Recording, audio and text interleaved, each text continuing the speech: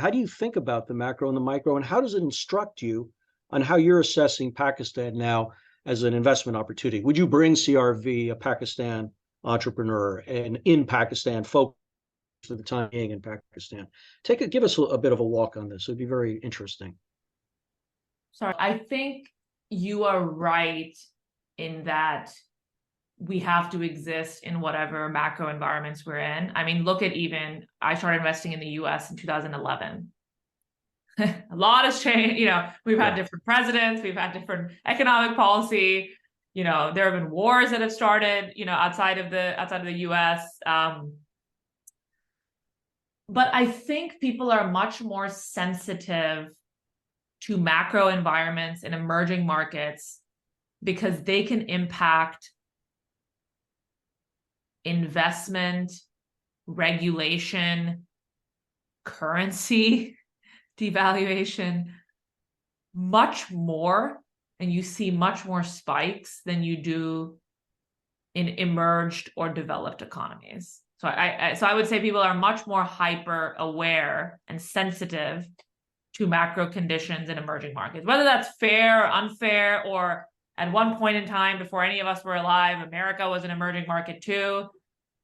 Now it isn't. And so that's, I think, why people have so many questions of like, oh, well, who's the president and what's the policy and like, how's the currency doing? And what about the security side? And, is the politics stable? Because it truly can affect outcomes in a very direct and real way.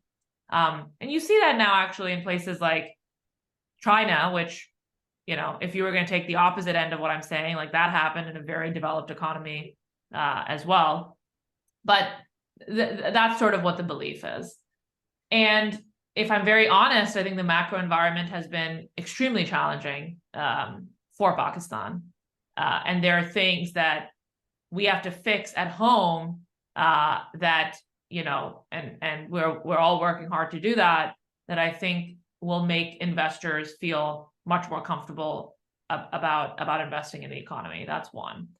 I think two, and this happens both in developed and emerging markets, is when you are a nuanced, and actually this happened with a lot of female entrepreneurs and female CEOs, which I have a lot of thoughts about in the US, but when you are a nascent economy or something net new is happening. So in America, it was female CEOs, all right? Let's take that example. In Pakistan, it was fast growing tech startups.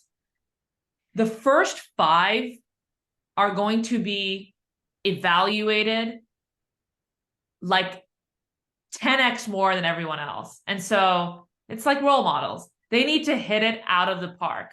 And I always say, like, Elizabeth Holmes and Theranos, that did a lot of damage for a lot of female CEOs who even were if they were building in consumer, if they were building in software. In the same way, there were certain things that happened on the startup side, money mismanagement, lack of efficiency, not thinking about profitability, that I think spooked a lot of investors out of Pakistan. That's even going away. And that's just an unfortunate reality. Is if we had 2 amazing wins, I actually posit to believe that some investors would have stuck in Pakistan despite kind of the challenging macro environment.